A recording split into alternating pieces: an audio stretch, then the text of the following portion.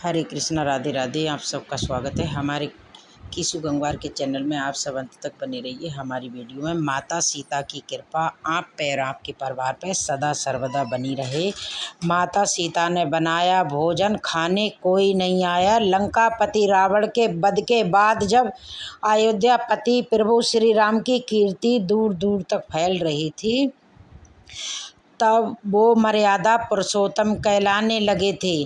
तब एक दिन महादेव शिव की इच्छा हुई, मर्यादा पुरुषोत्तम श्री राम से मिलने की हुई। पार्वती जी को संग लेकर महादेव जी कैलाश पर्वत से उतर कर अयोध्या नगरी के रास्ते चल पड़े। भगवान शिव और माता पार्वती को अयोध्या आया देख श्री सीताराम जी बहुत प्रसन्न हुए। माता जानकी ने उनका उचित आदर संस्कार किया और स्वयं भोजन बनाने के लिए रसोई में चली गईं। इस बीच भगवान शिव ने श्री राम जी से पूछा कि आपके सेवक हनुमान जी दिखाई नहीं पड़ रहे हैं, हनुमान जी कहाँ गए हैं? तो श्री राम जी ने कहा कि वे बगीचे में हैं। शिव जी ने श्री राम जी से बगीचे में जाने की अनुमति मांगी और वे पार्वती जी का हाथ थाम के बगीचे में आ गए। बगीचे की खूबसूरती देख के उनका मन मोहित हो गया। आम के एक घने वृक्ष के नीचे हनुमान जी दीन दुनिया से बेखबर गहरी निंद्रा में सो रहे थे और एक लय में खर्राटे से राम राम की ध्वनि उठ रही थी। चकित होकर शिव जी और माता पार्वती एक दूसरे की ओर देखने लगे। माता पार्वती मुस्कुरा उठी और वृक्ष की डालियों की ओर इशारा किया। राम नाम सुनकर पेड़ की डालियां भी झूमने लगीं और इनकी बीच में भी राम राम उच्चारित हो रहा था।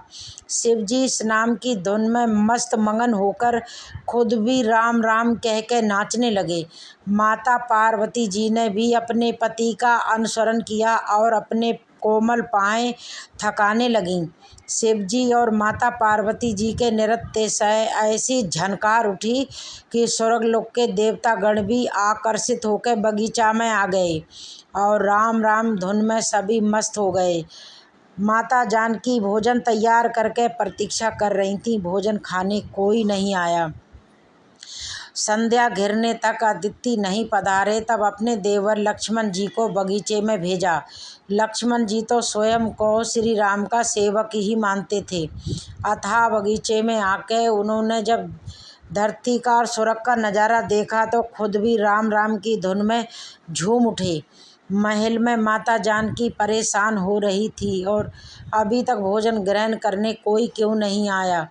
उन्होंने श्री राम जी से कहा, भोजन ठंडा हो रहा है, चलिए हम ही जाके बगीचे में से सभी को लेकर आते हैं। तब सीताराम जी बगीचे में गए तो वहाँ राम राम की धूम मची हुई थी।